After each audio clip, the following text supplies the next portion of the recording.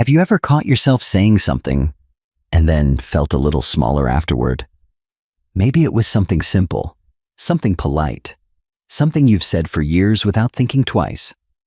But somehow, those words made you feel less than who you truly are.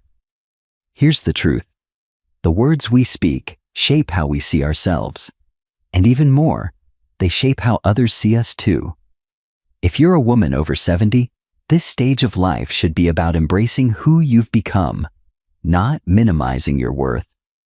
But the language many of us use every single day can quietly chip away at our confidence without us even realizing it. Today, I want to talk with you about 12 words and phrases that may be stealing your power. And I say, talk with you, because this isn't about judgment. It's about awareness. And it's about helping you step fully into the dignity, the strength, and the beauty that you've earned through every year of your life. These 12 words might surprise you. Some of them may even feel like old friends. But by the end of this video, I promise you'll see them and yourself in a brand new light. And I want to encourage you to stay with me all the way through, because the very last word on this list is something most of us say almost every single day. And once you see the impact it's having on your spirit, you won't want to use it the same way again. Let's begin. 1. I used to be. How many times have you said something like this? I used to be more energetic. I used to be thinner. I used to be the one everyone counted on. At first glance, it sounds harmless, maybe even a little nostalgic. But listen closely. Each time you say, I used to be, you may be unintentionally sending yourself a message that who you are now is somehow less. The truth is, none of us are who we used to be, and that's not a loss. It's growth. You have lived through decades of change, challenge, love, loss, and learning. You've adapted, survived, and evolved. Why should your current self be compared to an earlier version, as if you've somehow declined? You haven't. You've shifted. You've matured. You've gained clarity. Maybe you don't have the same energy as you did at 40, but now you know exactly where to spend the energy you do have. That is power. So instead of saying, I used to be more confident, try this. I know myself better now, and I trust my instincts. Instead of saying, I used to be more active, say, I move in ways that feel good to me today. This small change in language can change how you feel about your present and about your future, because here's the beautiful part. You are not who you used to be. You are wiser, you are deeper, and you are still becoming. Let's move on. 2. As in too old, too tired, or too late. This tiny word sneaks into our sentences in ways that feel innocent, but carry a heavy weight. I'm too old to start something new. I'm too tired to try that. It's too late for me to change. Each time you say too in this way, you're placing a limit on yourself. You're telling your mind and the world that your time has passed, that the window of opportunity has closed. But that's not the truth. The truth is, if you woke up this morning, your story is still being written. Your timeline belongs to you, not the calendar, not society, not even your younger self's expectations. Instead of saying, I'm too old to exercise, try saying, my body has changed, so I'm finding new ways to stay active. Instead of saying, it's too late to make friends, say, I'm ready to meet people who truly understand me. Every time you replace too with a more open and compassionate phrase, you push your life forward, not backward. Let go of that quiet little word that puts a ceiling over your future. You don't need it anymore. 3. Lonely. Let's talk about a word that's both powerful and painful. Lonely. When someone says, I feel lonely, it's not just about being alone. It's about feeling unseen, unheard, or unneeded. And when that word becomes a regular part of how you describe yourself, it can start to become your identity. The more you say it, the more you believe it. And the more you believe it, the more you might pull away from the very connections that could lift you out of it. But here's something important. Loneliness is not a permanent state. It's a feeling. And like all feelings, it can change. Instead of saying, "I'm lonely," try saying, "I'm ready to reconnect," or "I'm looking for new ways to feel connected." You don't have to make huge changes. Small steps count. Call a friend, join a book club, smile at someone new, volunteer for something that matters to you. There are people out there who would be lucky to sit with you, talk with you, and laugh with you. But first, you have to believe you're still someone worth knowing, because you are. Loneliness doesn't define you. Your kindness does. Your stories do. Your strength does. Let's keep going. 4. Ugly. This might be one of the harshest words we use, especially when we use it on ourselves. Have you ever looked in the mirror and said something like, "Ugh, I look ugly today," or "These wrinkles make me look awful"? That word, ugly, might sound like just a moment of frustration, but over time, it chips away at how you see yourself. It tells your heart that your worth is tied to looking a certain way. And here's what I want you to hear clearly today. Aging is not ugly. It's human. It's earned. It's beautiful in its own right. The lines around your eyes? They're proof of years spent laughing and loving. The silver in your hair? That's wisdom on display. The body that doesn't move quite like it used to? That's a survivor. Instead of calling yourself ugly, try saying something kind, even just one small thing. My smile still lights up my whole face. My eyes hold stories no one else can tell. My presence is comforting, and that is beautiful. We've spent too many years being hard on ourselves. Let's not carry that habit into this season of life. You don't need to look like you're 20 to be radiant. You already are. 5. Sorry. When you're not actually sorry. Let's talk about a habit so many of us have picked up over the years, saying "marud" when we really don't need to. It starts early, often as a way to be polite or to keep the peace. But for many women, especially those of us who have spent decades caring for others, it becomes a reflex, a habit that slips into our daily conversations without us even noticing. Sorry I'm asking this. Sorry to interrupt. Sorry I don't know how. But here's the hard truth. Every time you say sorry when you're not truly at fault, you make yourself smaller. You send the message, to others and to yourself, that your needs, your thoughts, or your presence is something to apologize for. And after years of doing that, it can take a toll on your confidence. Now, don't get me wrong. A sincere apology when you've hurt someone is a beautiful thing. That's emotional maturity. But apologizing just because you exist? That's not necessary, and it's not fair to you. So, what can you say instead? When you're a few minutes late, instead of "sorry I'm late," say, "Thank you for waiting." When you need to speak up, say, "Excuse me, I'd like to add something." And when you don't know something, try saying, "I'm interested. Could you show me?" These changes may feel small, but they create space for you to speak with clarity and dignity. They remind you, and everyone around you, that your voice matters, because it does. You've earned it. The truth is, you've spent your life lifting others. You've shown up, given, sacrificed. So from now on, let's stop apologizing for simply being. You deserve to take up space, with confidence and without guilt. 6. Can't. There's a word we say often, so casually, so quickly, that we barely even register the message behind it. That word is can't. I can't figure out these new phones. I can't go hiking anymore. I can't learn something new at my age. But here's what's often hiding behind can't. fear, not laziness, not unwillingness, just fear.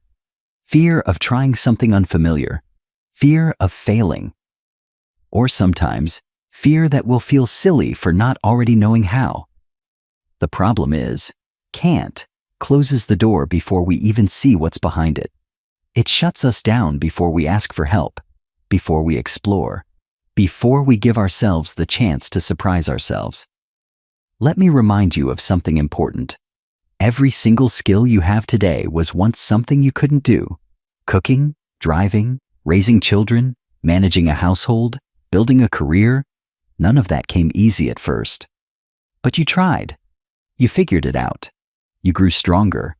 And you succeeded. So let's reframe can't. Instead of saying, I can't use this computer, say, I haven't learned this yet, but I'm willing to try. Instead of, I can't travel anymore, maybe say, I'm exploring new ways to travel that fit my needs now. It's not about ignoring the real changes that come with aging. It's about keeping a spirit of curiosity and courage alive within you. Because that spirit, that's what keeps life vibrant. Don't let can't rob you of the chance to evolve. Say yes to trying, even if it takes time, even if you need help, even if you stumble. That's how we grow. At every age. 7. I can't complain. At first, it sounds polite, even gracious. I can't complain is something many of us say when someone asks how we're doing. It's a way to keep things simple, to stay upbeat, to avoid sounding negative. And over the years, it may have become your go-to answer. But let's take a closer look at what those words really mean. When you say, I can't complain, you may be telling yourself that your struggles don't matter, that others have it worse, or that expressing anything less than perfect makes you a burden. You may be hiding pain behind politeness, masking loneliness, grief, or exhaustion with a quick phrase that cuts the conversation short. Now, there's nothing wrong with gratitude. In fact, practicing thankfulness is one of the most powerful ways to nurture peace in our hearts. But gratitude and honesty are not opposites. You can be deeply grateful and still need support. So instead of saying, I can't complain, try saying something real, something that invites connection. Like, I'm managing, but I've been feeling a bit off lately. Or, things have been quiet and I think I'm craving more connection. Even, I'm doing okay, but there's a lot on my mind these days. These responses don't weigh others down. They open a door to being seen, heard, and possibly comforted. And here's something else to consider. Sometimes I can't complain isn't hiding pain. It's hiding joy. You might be having a good day, a great week, or even a peaceful season of life. But out of modesty, you downplay it. You say, I can't complain, instead of, I'm actually doing really well, and I'm thankful. You're allowed to feel deeply. You're allowed to be honest when things feel hard, and you're allowed to share joy when your heart is full. Let's not shut down connection with a phrase that sounds safe but says nothing. You don't have to overshare. You just have to be real. Your feelings are valid. Your voice is valuable. And you deserve to be known. Fully, honestly, and without apology. 8.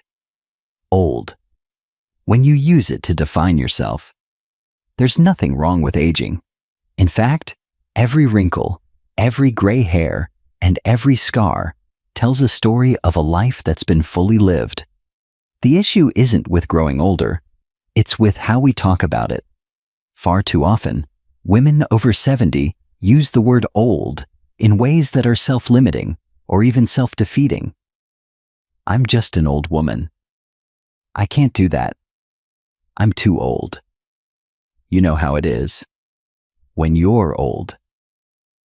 What happens when you speak this way is that you start to see your age not just as a number, but as a barrier. A box that defines what you're allowed to want, to try, or to feel. And that narrative doesn't come from nowhere. We live in a culture that glorifies youth and often overlooks the beauty and value of elderhood. But let me be clear, age is not a weakness. It is your strength. You've lived through eras of change. You've raised families, made sacrifices, learned hard lessons, and survived things many people couldn't even imagine. That's not something to hide behind the word old. That's something to stand tall in. So, how can we shift the language? Instead of saying, "I'm just getting old," try saying, "I've gained perspective." Instead of, "I'm too old for that," say, "That's new to me, but I might be interested." Start seeing yourself as seasoned, experienced, wise, or resilient. These words reflect the richness of your life, not the number on your birthday cake, because you are not just your age. You are a woman with depth. You are a collection of every story, every laugh, every tear, and every quiet moment of strength that brought you here. Don't reduce that to old. Call it what it is, a powerful, vibrant life still unfolding. 9. Just. This might be one of the smallest words in the English language, but it can have a surprisingly big impact, especially when we use it to shrink ourselves. I just wanted to check in. I'm just saying. I just think maybe.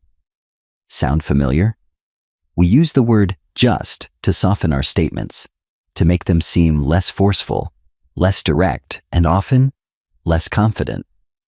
For many women, especially those raised to be nice, gentle, or polite, this habit is deeply ingrained. But the truth is, every time you say just, you take a strong, clear message and water it down. Let's say you want to share your opinion in a group setting. If you say, "I just think we should try it this way," it sounds like you're not sure. Like your opinion is a suggestion, not a contribution.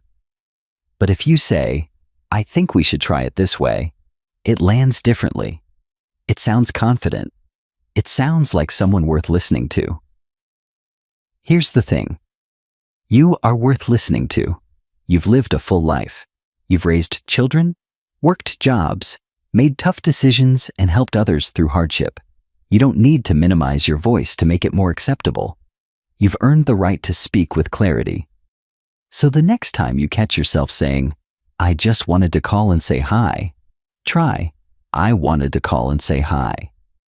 When you hear yourself say, "I'm just checking in," shift it to, "I'm checking in because I care." It might feel a little bold at first, but in time, you'll notice the difference. People will listen more closely, you'll feel more grounded, and most importantly, you'll begin to reclaim a sense of authority over your words and your presence. Language is powerful. You don't have to shout to be heard. You just have to stop minimizing yourself. Drop the just. Say what you mean. You don't need permission to take up space. 10. I should. Let's talk about one of the heaviest words we carry, not because it's loud or offensive, but because it's wrapped in quiet guilt. The word should. I should exercise more. I should visit my family more often. I should have saved more money. I should have taken better care of myself. Sound familiar? Most women over 70 have an internal list of shoulds that plays like background music throughout the day. Sometimes it shows up as regret about the past. Other times, it shows up as pressure in the present. Either way, it leaves you feeling like you're always falling short. The problem with should is that it's rooted in either obligation or self-blame. It suggests that you're not doing enough, being enough, or living up to some invisible standard, often one you didn't even choose for yourself. But here's the truth. You've already done so much. You've cared for others, often at the expense of your own needs. You've juggled responsibilities, made sacrifices, and gotten through hard times.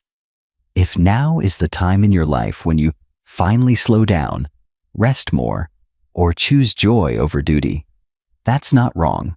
That's earned. So instead of saying, "I should go for a walk," try saying, "I want to move my body because it feels good."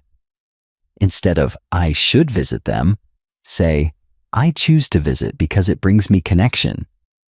And when it comes to the past, trade in I should have done more for I did the best I could with what I knew at the time.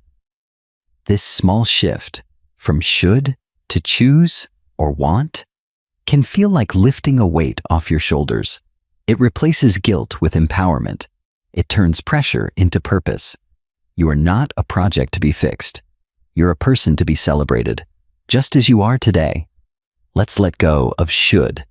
You've already proven yourself. Now it's time to enjoy the freedom you've earned. 11. It's always been this way. This phrase may sound simple, even comforting. After all, routines give us structure. Familiarity gives us a sense of safety. And when you've spent decades doing things a certain way, changing them can feel unnecessary, even unsettling. But here's the thing. Saying it's always been this way can quietly close the door on growth. It can keep you rooted in habits, beliefs, or situations that no longer serve who you are today. You might say, I've always handled it on my own. That's just the way our family is. I've always eaten like this. I'm too old to change now. But every time you say that, ask yourself, is it still working for me? You see, longevity doesn't always equal effectiveness. Maybe you've always kept your feelings to yourself. But what if sharing more honestly would bring you closer to the people you love? Maybe you've always said yes to everyone. But what if setting boundaries could finally give you peace? The truth is, always is not a reason. It's a habit, and habits can be changed. At any age, you don't have to turn your life upside down. This isn't about throwing away your traditions or identity. It's about giving yourself permission to evolve, to ask, is there a gentler way, a healthier way, a more joyful way? Instead of saying, it's always been this way, try, I'm open to a better way now. I'm learning what works best for me today. You are not the same person you were 10, 20, or 40 years ago. So why hold yourself to the same patterns? Every new chapter of your life deserves a new mindset. Let the past teach you, but don't let it trap you. You get to choose how the rest of your story unfolds. And that, my friend, is a kind of freedom most people never realize they have. 12. I'm fine. It's probably the most common response we give, and the most misleading. Someone asks, how are you? And without thinking, we say, I'm fine. Even when we're overwhelmed, even when we're hurting, even when we really deeply need someone to ask again. I'm fine has become a shield. It's what we say to avoid vulnerability, to keep the conversation light, to not bother others. And for many women over 70, it's a habit born from decades of putting others first and swallowing pain for the sake of peace. But here's the problem. When we constantly say, I'm fine, we start to believe it, even when our hearts are asking for more connection, more understanding, more care. You don't have to tell everyone your life story, but there's power in honest answers. Try saying, I'm okay, but I've had a heavy week. I'm getting by, but I've been feeling a little lonely lately. Or even, thank you for asking. I could really use a conversation today. Those small moments of truth build real connection, the kind that reminds you you're not alone. On the other hand, when things are going well, don't downplay that either. You deserve to share your joy just as much as your struggles. So instead of defaulting to, I'm fine, pause. Ask yourself what you really feel, and know that expressing it gently, honestly, is not weakness.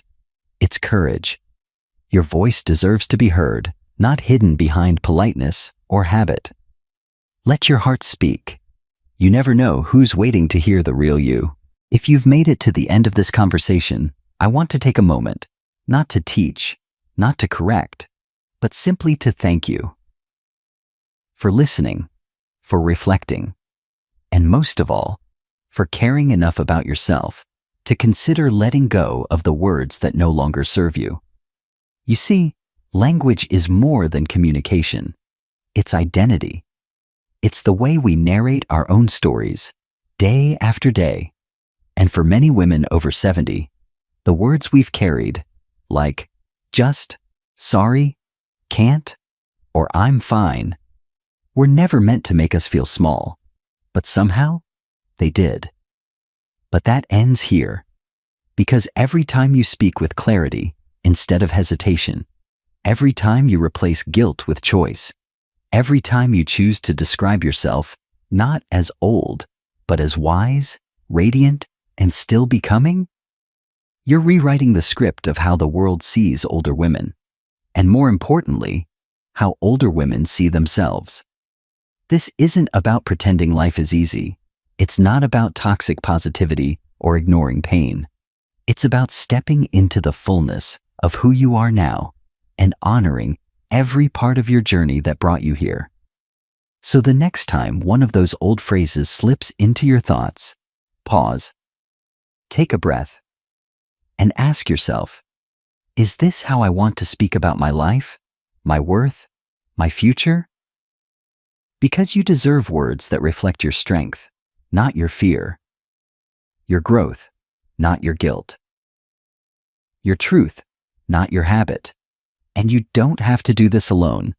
You are part of a generation of women who are quietly and powerfully reshaping what aging looks like. Let's continue to do that together. If this message spoke to you today, I hope you'll leave a comment and share one word or phrase you're ready to let go of. You never know who else might feel empowered just by reading your words.